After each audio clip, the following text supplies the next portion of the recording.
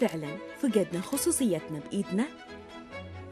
قبل خصوصية الإنسان كانت شيء صعب أحد يوصل له.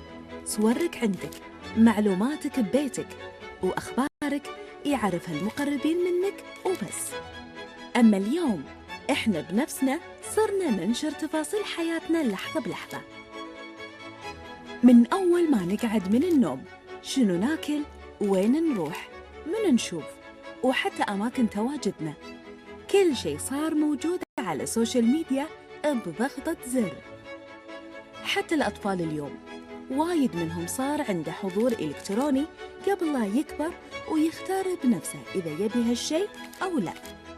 ويمكن أهم سؤال لازم نسأله نفسنا قبل لا ننشر أي شيء: هل فعلاً كل تفاصيل حياتنا لازم تنعرض للناس؟